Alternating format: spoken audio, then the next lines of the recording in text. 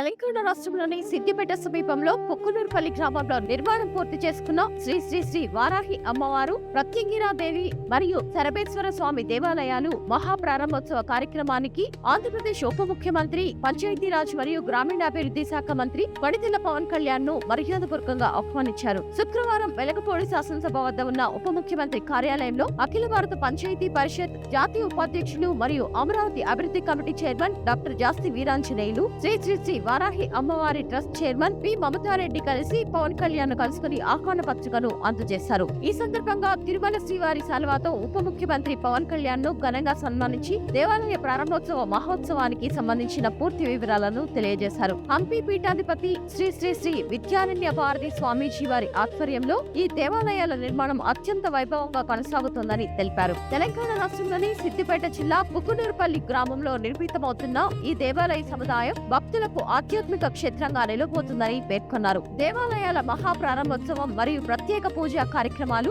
April 29, 30 మరియు మే 1, 2 తేదీలలో అత్యంత వైభవంగా నిర్మించనున్నట్లు వివరించారు. ఆహ్వాన పత్రికను ఆసక్తిగా పరిశీలించిన ఉప ముఖ్యమంత్రి పవన్ కళ్యాణ్ ఈ కార్యక్రమం విజయవంతం కావాలని ఆకాంక్షిస్తూ సంతోషం వ్యక్తం చేశారు. భక్తి, ఆధ్యాత్మిక మరియు సాంప్రదాయ పరిరక్షణకు ఈ దేవాలయాల నిర్మాణం ఎంతో ప్రాముఖ్యత కలిగిందని అభినందించారు. ఈ కార్యక్రమం ప్రాంతీయ ఆధ్యాత్మిక అభివృద్ధికి తోడ్పడమే కాకుండా భక్తులకు ప్రత్యేక ఆధ్యాత్మిక కేంద్రంగా నిలుస్తుందని నిర్వాహకులు తెలిపారు.